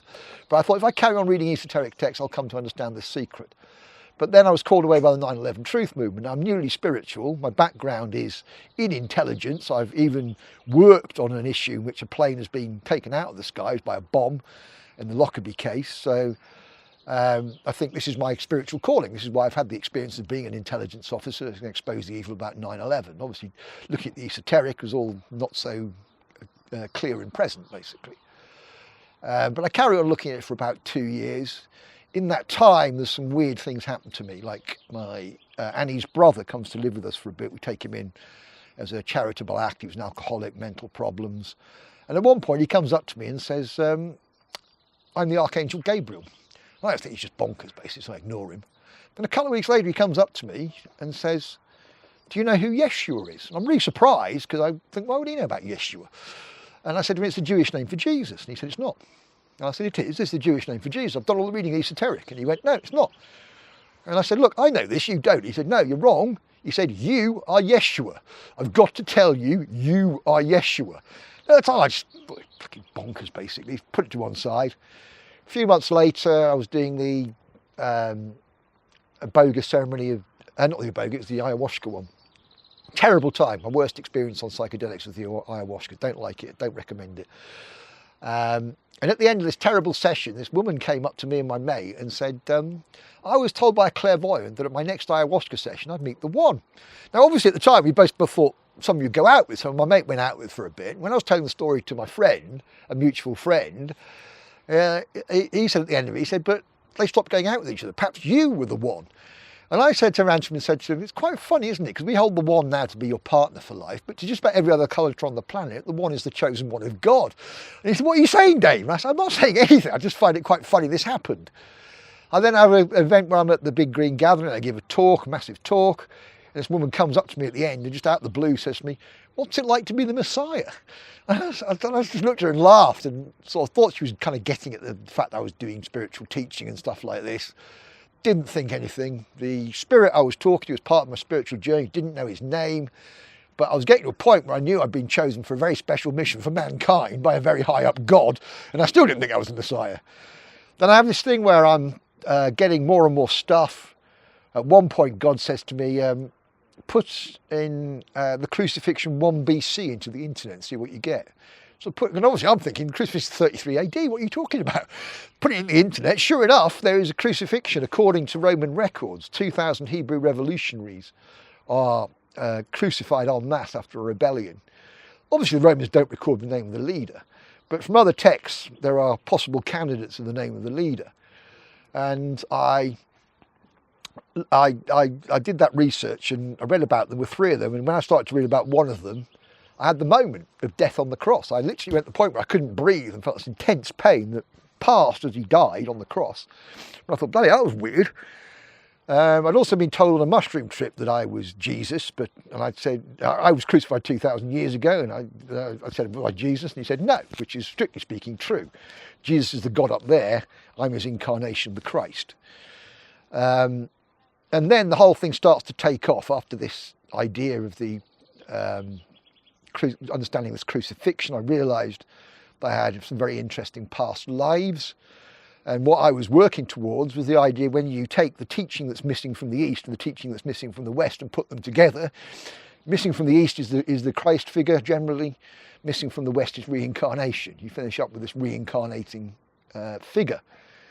And I suddenly realised that I was that figure, that I'd had some interesting past lives. At one point I went back to the moment. In fact, what happened was I had a blinding revelation about the book of Revelation. And the book of Revelation is a book of the Bible I have read more than any other. Beginning in the early 80s when Iron Maiden brought out The Number of the Beast, and somebody said to me at school, this comes from the Bible. And I said, I don't remember that Sunday school. I remember stories about people wandering around the desert and stuff, you know what I mean? Not this kind of stuff. So I checked out the Bible. I read it first time in the early 80s and thought, my God, what was all that about? Read it several times after that as part of my research into the esoteric. And shortly before my awakening, I read it again. But this time, I knew when I read it, I suddenly thought, there's something there I'm not getting. And I get that quite often. It's like, I haven't quite got there, but I know there's something.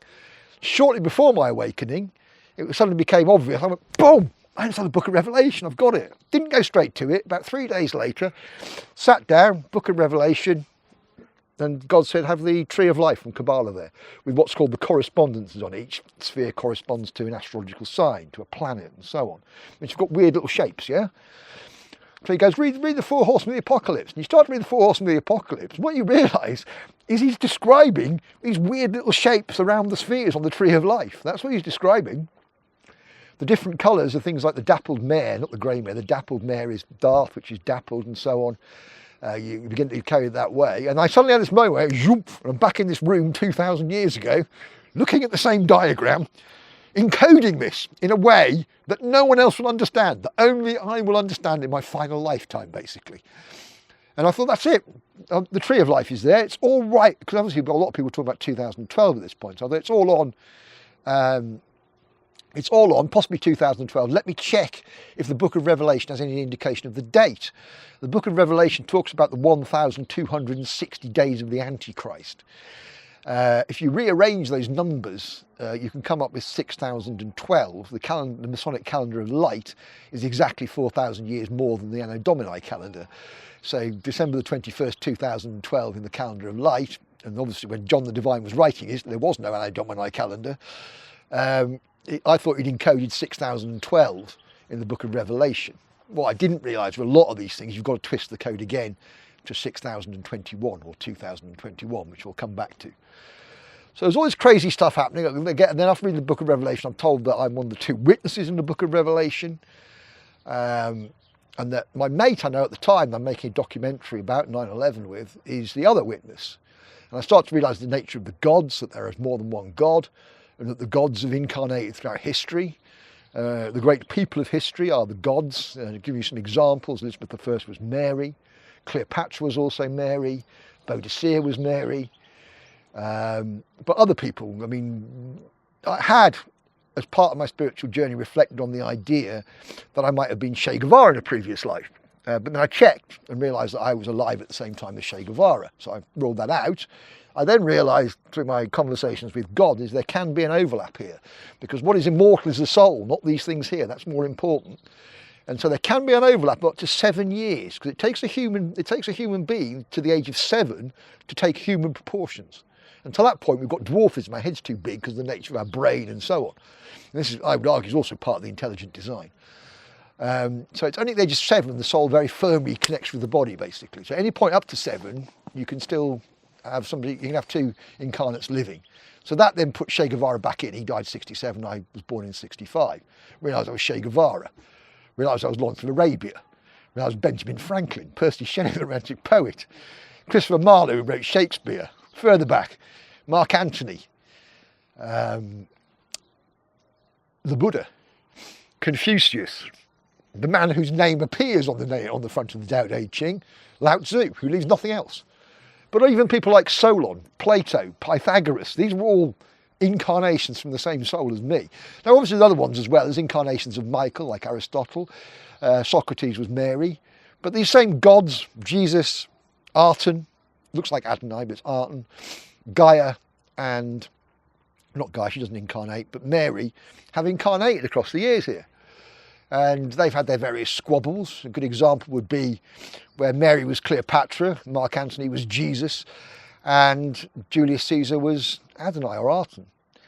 And as a result of that, obviously, republics fell and empires grew, you know. Similarly, came together as the romantic poets. Byron was Michael, Shelley was Jesus, Samuel Taylor Coleridge was one of the Adonais, Artens, there's another Aten, which was John Keats. So we come across each other, battling souls over the millennia, over the centuries.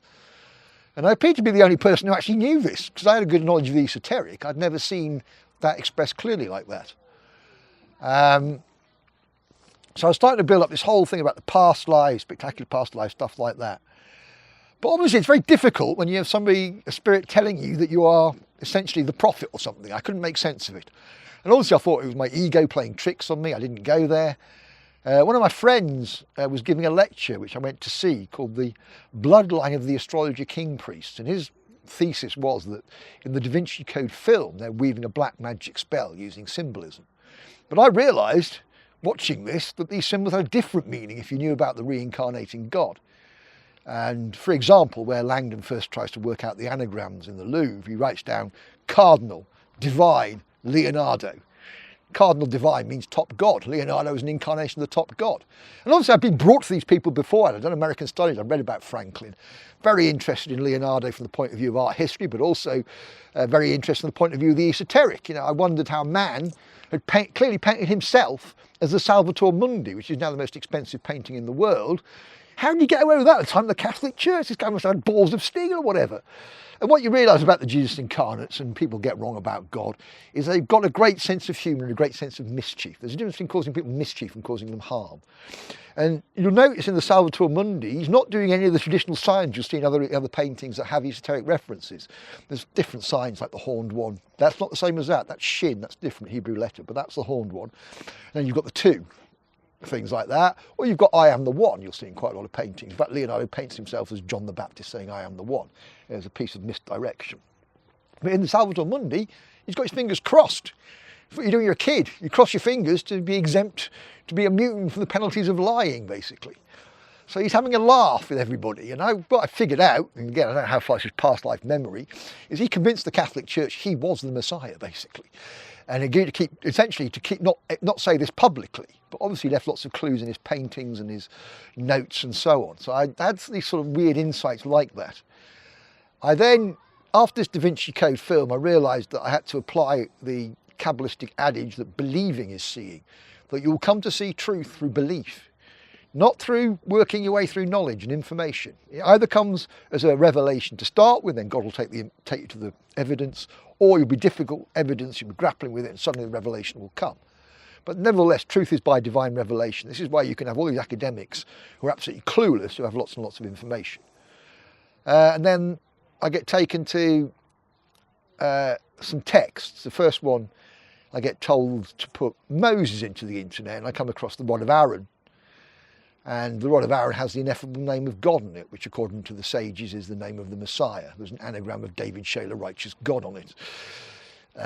Except the word righteous king, righteous chief or righteous king. Except the word for king or chief is chaff.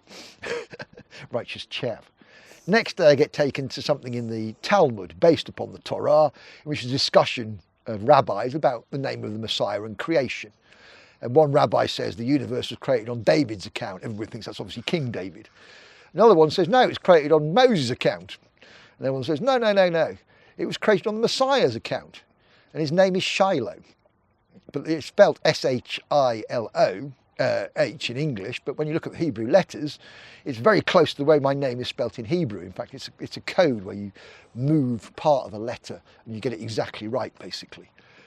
So that was another thing. And it was the only open discussion I've seen of the Messiah's name anywhere. Everything else is encoded. The rule was you weren't allowed to write down the Messiah's name en clair, it had to be encoded. This is why I talk about the idea of the secret societies and the intelligence service using codes to communicate and so on. And that was the second piece of information. And then on the third day, I was taken to the Name of God, 72 Names of God grid. Now, by this time, I've been looking at this for over 2 years. So it's about revelation. I've never seen this before, but suddenly I see my name in it. So you go to a Messianic cross as close to the centre as possible. The top box says Shayler, the bottom box says Shayler. Middle letters are MND. My initials are DM. The middle letter is N. It's Hebrew for the high priest or the fish. The fish is a universally understood symbol of Jesus Christ. So I had 3 things that had been taken to very clearly, that I'd been shown that had my name in it, that are evidence. This is not things coming from my head. I can take people out and show them that evidence and show them where my name exists in texts that predate my existence, basically. We've got the copies of the Torah, the oldest ones, have 2,000 years ago. So my name has been in there for 2,000 years. I found other ones later on. The initial letters of the 12 tribes of Israel will have my name in as well. Lots of other things like that in Hebrew, in the esoteric, basically. Once you know, it becomes very, very apparent. Even the idea of things like the philosopher's stone is either called it's called Ashal or Ashlar. Again, obvious anagrams of my name, basically. In what language? Ashlar? In what language? I've only ever seen the English transliteration of it. But these are not just limited to Hebrew and English, it comes across other languages as well. There's also stuff in the Rennes-le-Chateau mystery, which I don't know if you know, about a priest who goes through some weird stuff in the late 19th century, and there's all sorts of speculation about what was going on. But he leaves clues as well. Although he's not a Jesus incarnate, he does leave clues, although he may be leaving clues. One of the Jesus incarnates I missed out was in fact the priest of Rennes-les-Bains, the sister town of Rennes-le-Chateau, which is a very good example of how God will, the Rennes-le-Chateau mystery is informed the Da Vinci Code slightly. The book, The Holy Blood, Holy Grail, looks at some detail at it. But the aim of the Jesus incarnates was to leave my name for me, so I would know, because they knew in the end times it would be very, very dark. And then that night, after seeing my name in 3 different sets of documents, all somehow associated with the Messianic cross or the name of the Messiah or whatever, I then told by God I'm going to be up all night, and I call it my Nessun Dorma night. We know the only reason I'm not a fan of opera, I know that because it was the theme tune for the Italian 90 World Cup. Pavarotti. Pavarotti, exactly, yeah.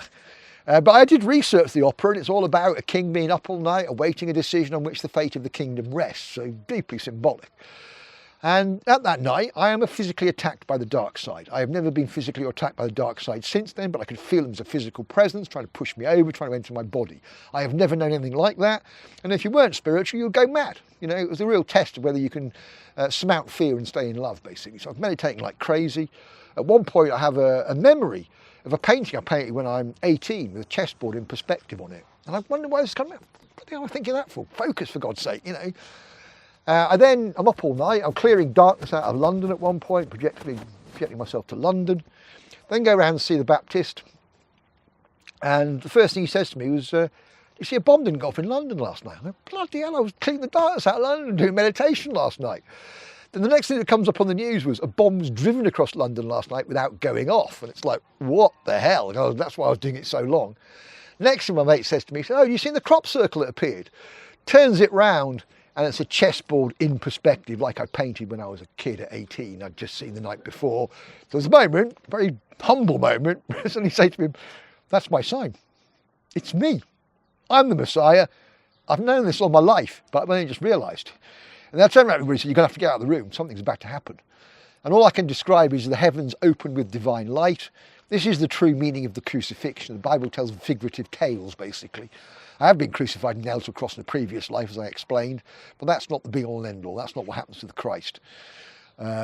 I'm doing the Kabbalistic cross meditation, which you finish up standing like this in the crucified pose. That is the crucifixion. And at a time, it was like I was being drowned in the Red Sea, when the Israelites are passing, it's rising like that, and the faith in God is only passed at the last moment. It felt like that. I was drowning in divine energy. And I knew at the time there was all sorts of stuff going in that I wasn't making sense of, or not at all. It was just, I was absorbing it, but I knew it was all going in, and I'd have access to it later on. Went to see that crop circle, had a divine moment in there where I suddenly realised that was the missing part of my life. This is why, at the age of 31, I took on the British state and MI5. I mean, I now know people on eco-village of that age and look at them and think, they're bloody young, 31, that's no age to be doing that. But that wasn't my mentality at all. And the fact that I carried on doing it, even though people wouldn't support me and people made my life as difficult as possible, these are the qualities of a Christ, that you would carry on standing up for truth and justice for no particular reward. And then one of my weird signs, my favourite programme is South Park. After all this has happened, I then, at the end of what I say is the weirdest day of my life, I turn around to my mate and say, look, let's just relax, let's watch a bit of telly. We flick on South Park. It's the episode of South Park in which Jesus Christ has to save people from the evil David Blaine. Jesus Christ has no magical powers. He has to call upon Lao Tzu, the Buddha, Krishna, other incarnations of the Jesus soul to make the mission happen. This is my mission set out in my favourite television programme, basically. It's the first time Jesus appears in South Park in the red sash as well, which is used as a symbol of the active awoken Jesus, basically. 3 days later, to cut a long story short, I arrived at the Baptist place and he tells me unannounced that he's got a clairvoyant to see me. And he said, she'll know whether you're the Messiah or not. And I have to say to him, the prophecy says that the clairvoyant will not acknowledge the Messiah. I didn't know at the time why. I said, it's told in the Matrix, which is a modern retelling of the story, where the clairvoyant tells Neo he's not the one. And he is, eventually. But I do realise that now. In the same way a dog has no idea what it is to have human consciousness, a human has no idea what it's like to have Christ consciousness. You have to have Christ consciousness to know Christ consciousness. And then all this weird stuff happened. Things like, for example, specific stuff. I walk into the room with this clairvoyant, and she's also gone through his past lives as Arthur the Baptist. And he's got some very famous people like Percival and so on. So she's done all that with him. I go in there. The first thing I smell is she's got this scent, and it smells like the scent Dolores wears. And I said, what is it? She said, oh, it's called Metatron scent. Metatron is I already knew it was the archangel version of Jesus. So it's all adding up like this. She then sits down and she goes, oh my God. I said, what was that? She goes, I had incredible energy then. She said, your past life, it completely threw me. She said, I've never had that before. And there's some really famous people in there. And what she would say to me is, you were close to somebody. You were close to George Washington. I knew I was Ben Franklin. You were close to Akhenaten. I knew I was Tutankhamun. So it was like a second opinion, if you like. And then she said, oh, I've got a message now from the Magdalene, which can mean Gaia rather than Mary Magdalene down here. I've got a message from the Magdalene. And literally she stands up, makes the form of the cross, her voice completely changes, absolutely totally changes, like she's possessed basically. And she says, you are Yeshua, you are the teacher, you are the doctor of righteousness. Over the millennia, you have stood in the face of evil. They have tortured you, they've beheaded you, they've crucified you. As a woman, they've raped you, they've done just about everything they can to break you. But the good news is, because you acknowledged yourself as a Messiah 3 days ago, in accord with the prophecy, it's all on in future for the coming new age, basically.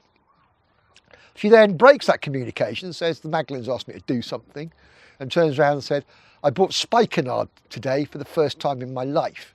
Spikenard is what Mary Magdalene uses to anoint Christ in the Bible. And she said, say, the first time in her life she ever bought it is that day. And she's been asked to anoint me. So she anoints me and tells me she's putting the Messianic cross on my forehead, on my wrists and ankles. And then, obviously, I say to her, you know what you've just done? And she says, no. And I said, you've just anointed. I said, a Messiah. She said, the Messiah.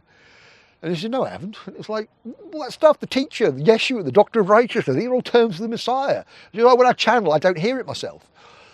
So we come out arguing about all of this. Obviously, Adrian, the Baptist, wants to know what's going on. And I have to tell him that, as I said, she would not acknowledge me as the Messiah. But I took that as a kind of second opinion.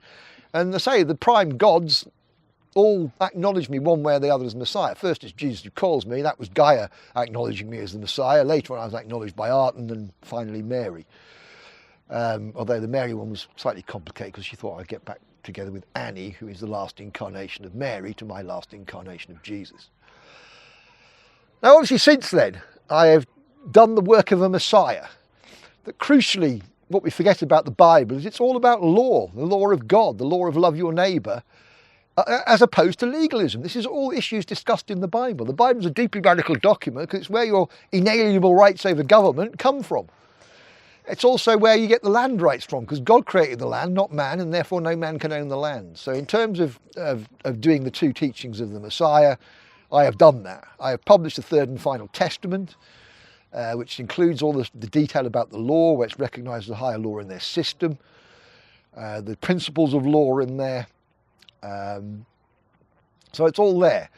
Very different from other Messiah claimants. I've met other people who claim to be Jesus Christ. I often have to examine them in case I'm wrong. And what I say to those people, are you a reincarnation of Jesus Christ? And they say yes. And again, if you understood the prophecy, you know that Jesus Christ didn't come 2,000 years ago. Those books are predicting the coming of the Christ. So that was usually what catches them out. I don't claim to be a reincarnation of Christ. I am the only one that there's been. The second coming they talk about is the second coming, or orgasm of creation. We're about to go through the biggest change in creation since the Big Bang, basically, which is when God said, bang, let there be light, flash. Something similar is about to happen again. And I've realised that the ages described in the Bible are delineated by different suns. That when a sun changes, there is a near extinction level event on the planet. The DNA is rewritten. And I then obviously had to puzzle. What did it mean in the Bible when it says the end times are 3 days? And Christ will spend 3 days in hell. He'll be crucified at the end of the first day and rise on the third day. And obviously I'm not taking that as a literal 24-hour period. When they talk about God creating the world in 7 days, at this point he hasn't created an Earth day. So there is no concept of 24-hour day. So all the liberals will say, oh yeah, 24 hours. No, the Bible doesn't say that. The Bible is talking about a day meaning a cycle. Like we talk about a day being a cycle of the sun, either around the Earth or the Earth rotating, depending on your point of view. And the other thing I had to figure out was what the end times date was. And so I've got tissue. The end times date I struggled with. I wondered what this 3 days was. I was trying to apply different units to it. And I say, you've got to go outside your own culture, different places to truly understand the prophecy. So I had a look at the Chinese version of the prophecy. And lo and behold, they say the end times is 3 periods of 7 years. And a 7 years, of course, is a biblical unit. It's called a jubilee. In the past, they would have 6 years, and then they would cancel all debts and have a sabbatical year. So I then extrapolated back from that. I was crucified, i.e. went through the Kabbalistic cross in June 2007. So I'm looking for about 7 years before then, to give me a vague idea when it begins, basically. Which calendar do you trust the most for measuring time? God uses different ones at different times because he's the God of all humans. So, but obviously the Anno Domini calendar, the calendar of light, have been particularly useful, but have been done for that reason. And obviously I couldn't quite get it, basically, for a long time. It was only in the beginning of 2019, against what I mean about divine revelation, I started to work with it with that 7-year periods and thinking about stuff, but I couldn't get an exact date. And then I went back to the Rod of Aaron again and realised the bits outside, the original Rod of Aaron there's letters on it, but they're in separate blocks. One block of letters with the letters 2, 1, 2, 8. I suddenly realised that's August 2021. But if you take those letters again, they become 1, 2, 2, 8. Sunday, the first day of the week, the 22nd of August. I thought, I wonder if the 22nd of August is a Sunday this year. Looked at it, sure enough it is. That's how God's signs work. They don't work on one level, they work on 2 levels. So not only am I getting the year and the month there, I'm also getting the day, Sunday, and the date within that month, confirming that it is August. I then realised that I returned to the UK on the 21st of August 2000. So exactly 21 years later, 3 periods of 7 years later, 3 days later, is the end times date. The Messiah returns to the Holy Land as predicted This is the UK, this is the Holy Land, didn't know I was a Messiah at the time. That kicks off the whole prophecy. But there is one other thing that fits into this as well, which is just too weird to think anybody can think this is a coincidence. But one thing I missed out during my awakening that I realised is in the prophecy there are three things called the Dolores strokes. My feminine name is Dolores. It's Spanish, it means the suffering. We traditionally talk about Christ walking up the Via Dolorosa, which means the way of suffering. And the three Dolores strokes are all fictional. One is the lancing of the biblical Christ through the side on the cross. The second one is the wound in the leg of the Fisher King, who's said to be Arthur, who was a real man. I've tracked down his name. It was an incarnation of Jesus. And this is why you get the same kind of myths coming around Arthur as you do around Jesus. Obviously 12 knights of the Round Table, 12 disciples and so on. But the third Dolores stroke is said to happen when the end times are about to begin. Now, bearing in mind they're all fictional, in my novel, the heroine is also called Dolores Kane, basically. I took the same name, but she's a real woman. But she actually puts a knife in the leg of the hero at one point and causes an injury to his leg, like the Fisher King. And there is speculation in the esoteric that the Fisher King is injured in the genitals, basically. And in the book, you think she's cut his knob off, basically. Now, this is a 500-page novel. The Guardian offered to publish 2 short extracts in the summer of 2000, before I came back. And one of the extracts it chose was where Dolores puts the knife in his leg, the third Dolores stroke. And that was dated the 5th of July 2000.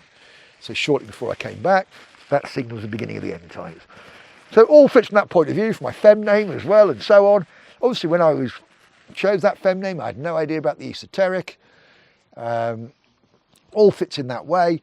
All sorts of indications the Messiah will be a tranny. And if you look at stained glass windows, often John will look the same as Mary Magdalene, basically. That's what they're getting at. And that's not just in, again, Western culture. You look across the things. We know there were transvestite priests in Egypt and so on. They're depicted on the walls, possibly prophesying the transvestite Messiah.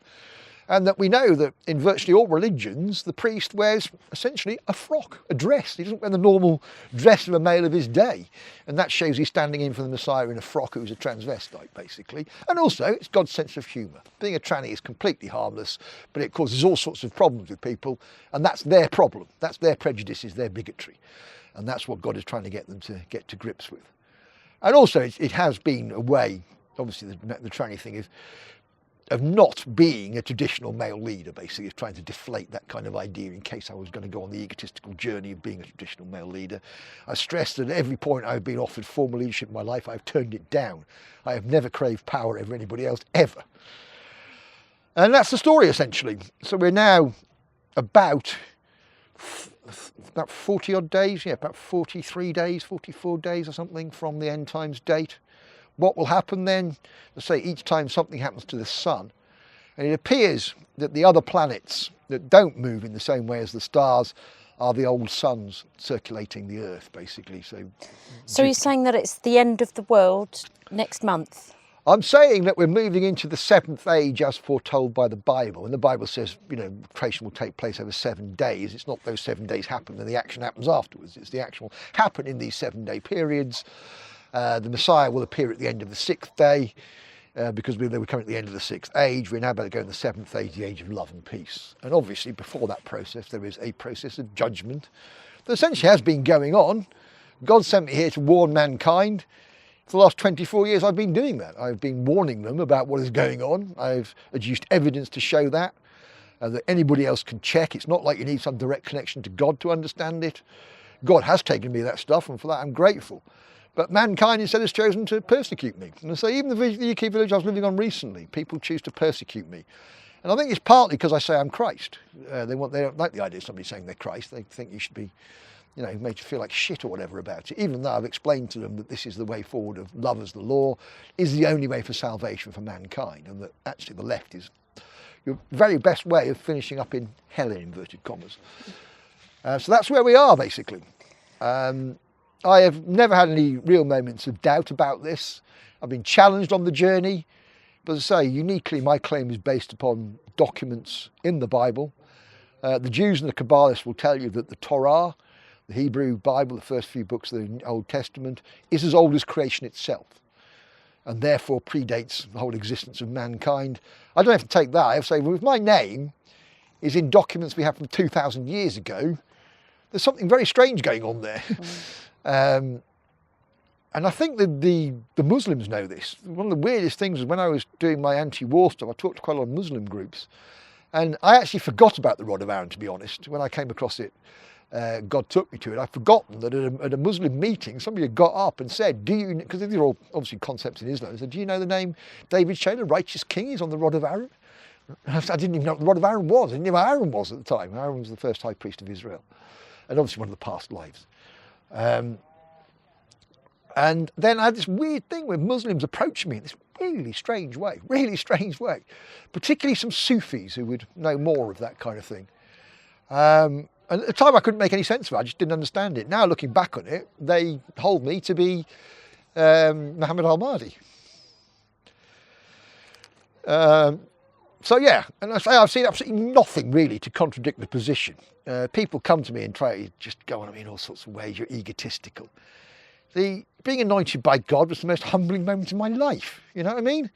And egotistical people do not infringe upon their own rights and liberties and livelihood to protect the rights of people they've never met or aren't related to. Yeah. This is higher consciousness in action. They don't take bullshit off people who talk crap. And they won't mollycoddle people either. If you're talking stuff that is genuinely evil, it's my duty to tell you that, not to pretend that somehow you're on the right track, because I'm only cheating you, basically. So people don't understand. They want the Jesus Christ of the Bible is often portrayed as a doe-eyed hippie. But you read the Bible, this is a man who whips the usurers in the temple. He's a man of action. He cries. He gets angry when people won't follow the teachings of love. Very human God-man in the same way the Buddha envisages a very human God-man. Now the Buddha predicts the one thing I couldn't figure out, because there've been consistencies everywhere. I'd say I found the name Shayler or variations on it as the name of the Messiah. The one exception to that is the Buddha, who talks about the name of the Messiah being Maitreya. But I did research around it, and it's not done in the usual way the Buddha teaches. So it's led the scholars and sages to speculate that somehow the Buddha is not telling the truth here. This is not done by him, or somebody's forcing him to write this in there that he doesn't want to write, or whatever. Or even God's made him do it to not reveal the true name of the Messiah. So I wondered about Maitreya. And obviously there is a Jesus Christ in the Bible. There is also a Mary Magdalene. And I realised from my recent stuff, I've only met Mary Ann recently, and I only realised when I looked at her credit card. Her credit card has M, capital A, tree, Ma-tre-ya. If you would do it in the Hebrew letters, it would be Maitreya. And that explains why the Buddha did it in the way he did. He's trying to tell you it's not the name of the Messiah himself, it's the name of the Messiah's girlfriend, basically. So that was essentially almost the final piece of the jigsaw. She first went through a Mary Magdalene awakening 30 years ago, long before she met me, long before it was fashionable to think of the end time, stuff like that. As a result of it, she's been put in mental hospitals and so on, had all sorts of problems, but I'd talk to her, I know she's basically sane, I can tell that. And so that was essentially the final bit of the jigsaw. Okay. Now, moving on, I'd like to ask you how life is from you post-whistleblowing, and do you think there's a dark night of your soul in your everyday life today? Not a dark night of the soul by any means. I've been tested, but considering I've lived with no basic income and not often with no permanent place to live, I have never gone a night without a roof over my head. I've never gone without a meal. Somehow miracles have happened. Even smoking weed, I've been in situations where people I'm grateful have shared their weed with me, passed the joint round or whatever. Same with tobacco. People have given me little handouts of tobacco, whatever. And that's karma. That's the reward for what I did. Although you don't do it for reward, obviously. So since the awakening, it's obviously been difficult at times, particularly I was saying when I was persecuted on eco-village and people essentially bullied me off the eco-village where I tried to make my living over 3 years and accused me of all sorts of things that were just complete lies. But that's the problem. People become possessed by the dark side. As I was saying earlier on, there are dark spirits out there, the elementals. They will attach to those living in egotistical vibration. And they will convince those people of all sorts of stuff because those people are not working for God and God will not give them the divine revelations. Would you like to try to get back to a conventional life No. at any time? I recently, with Mary Ann, just lived in a house for a bit, and even that was too much for my health started to go again. I love being in nature. There's something very, very spiritual about gardening, about growing your own food. I try to avoid as far as possible their poisons. Obviously that's very difficult when they're chemtrailing you and stuff like that. But nevertheless, I do meditations to deal with that. I think weed can deal with that as well. I have absolutely no desire to lead a conventional life, and also I have no desire to be a conventional leader. As I said, you know, I don't want to be responsible for other people. I will teach you the way. I say, don't follow me, you'll end up at my house. Follow the way. Have you ever gone hungry? No, I say, this is the weird thing, is food has always been provided. I've eaten out of bins, which sounds quite bad, but when I was first on an eco project, we taken some land down in Guildford. Nearby was a service station with a Marks and Spencer's attached to it. And every week, out of those bins, we were getting between £300 and £500 worth of Marks and Spencer's food. In some ways, I actually ate better than I've ever eaten in my life before. And I remember this moment, sitting on the hillside in front of the fire, where I had like loads of sushi for a starter, and had some steak Diane, with proper chips and things, then followed by some sort of chocolate dessert, bit of coffee. And I thought, this is all free, and I'm having it in the fresh air, not in a London restaurant. I've got to pay. I think it's called freeganism, isn't it? It's freeganism, yeah. I'm also a vegan. I eat veal out the bin, but only because it's been thrown away. And that animal's life would be wasted if its meat was thrown away. I won't obviously create a market for veal because it's cruel to animals. And I realised, you know, that's so much better than being in a restaurant where everybody's looking at you and you've got to behave in a certain way. I was on a hillside, have a nice little smoke of weed at the end of my meal, that sort of thing, sitting in front of a fire in the fresh air. That's life. In the Prophet by Khalil Gibran, it says you're truly alive when you know the wind in your hair and the sun in your skin. In fact, I recommend the Prophet to anybody who's the most sublime and succinct statement of the spiritual journey, true spirituality. So I've been looked after by God. Are we? And yeah, I've got about 5 minutes left. Okay. On the card. Okay. Do you want to do the bit where you reach out to people and say if you want to find out more about me, and you could say, oh, there's something in the links below. Yeah, I'll talk about that. Yeah. All right, so still rolling. Okay, so how would people aim to support you, David, in what you're doing? What could they do to reach out to you? How are you accessible to your fans? Yeah, well, first I've got to say to people is you're not helping me if you're saying sign on. I have extricated myself from an evil system, a system that thinks it's okay to drop white phosphorus on kids. You are part of that conspiracy while you pay taxes to it and you support it. You may claim you don't like the government, but if you're putting money into their coffers, you are supporting that. So there's no way I want to take dole off them or housing benefit or anything like that. So anybody comes through and mentions that, I'll tell them to fuck off, basically, because I've had enough of it. You're actually trying to induce me to break the law and forfeit my immortal soul. And that's the worst thing you can do to anybody. And I appreciate people are concerned, but it's not really, because they're not helping me. They're saying the state should help me, which is Marxism. So they can fuck off to start with. People genuinely want to help me. They can donate money, marijuana, coffee, tobacco, things like that. Although I don't smoke tobacco without additives, Pueblo and so on. They can get in touch with me through my email address, dmshayler, Shayler, @yahoo.co.uk. I'm on Twitter as gods_spy. I'm on Facebook as David Michael Shayler. I have a website called bookofthelaw.org. I have another one, well, not run by me, but run by a friend who's made a film about my life called thelifeofdave.org. And I've also got davidshayler.com. Those are all ways of contacting me. And I say to people, really, come and talk to me. You know, as far as I can see, the vast majority of humanity are going to go through a very painful process of judgment now. And that is just. That is just for those people who have allowed governments to drop white phosphorus on kids, to wage unlawful war. That is entirely just. Now, obviously, God is merciful and there is repentance, but it's got to be true repentance. You can't say, well, I've repented and still be paying for it. People have got to make those difficult decisions. I've made them and survived. I'm sure other people can do that as well. And you'll realise, to say, that there is something that goes on here that is very, very different from what we've been told. That we've been ruled for 6,000 years by the forces of darkness behind the scenes. Usury is banned under the law, so you have no duty to pay a mortgage. Under the common law, your house is yours because you're in it. You use it. It's naturally your house, basically. The land was created by God. It's therefore copyright God. No man can own the land permanently. It should be redistributed to the people.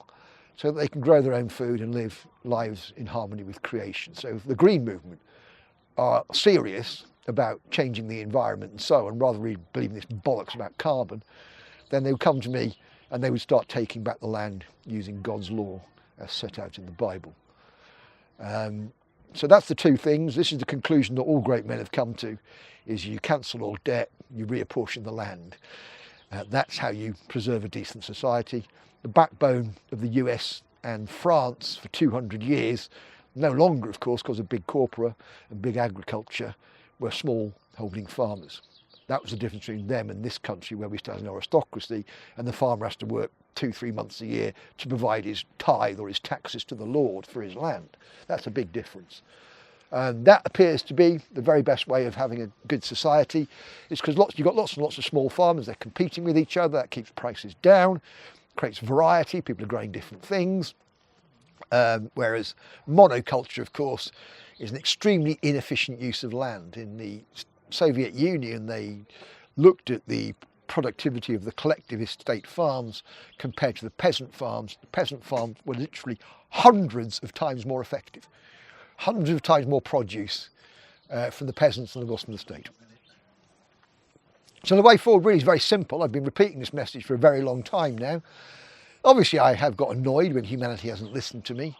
The Christ in the Bible gets annoyed. But how do you feed yourself on a day-to-day basis, and are your fans and supporters helping to feed you when you don't have access to other resources? People have been kind enough on an ad hoc basis to support me. The people who've done more permanent support have been warned off. I know that. I had a backer in Amsterdam at one point. I wanted to do all sorts of stuff, launch a hemp centre. That's the other part of the covenant, is hemp. The God plant, it's called in the book of Ezekiel. The translation in King James talks about the plant of renown. They don't know Hebrew. It's the plant of the Shem, which is the name the Hebrews use for the Lord, basically. So it's the Lord's plant or the God plant. And it's what's put in the rod of Aaron. It's not the rod of Aaron in the covenant box, the Ark of the Covenant, is not acacia, it's hemp cannabis, basically. So I say people, if you want to help me, come and help me. Do you have PayPal? I've got a PayPal account. I find it very difficult, so I can't transfer it to a bank account. So I don't have a bank account. Again, I've taken myself Why out. don't you have a bank account? Because I don't want them to use anything that can say that I've consented to their system. That's why I don't use the NHS, although I say the NHS makes you sick anyway. We've got 1 in 2 people getting cancer now. The NHS bears a diabolical responsibility for that. They should have been lobbying government saying,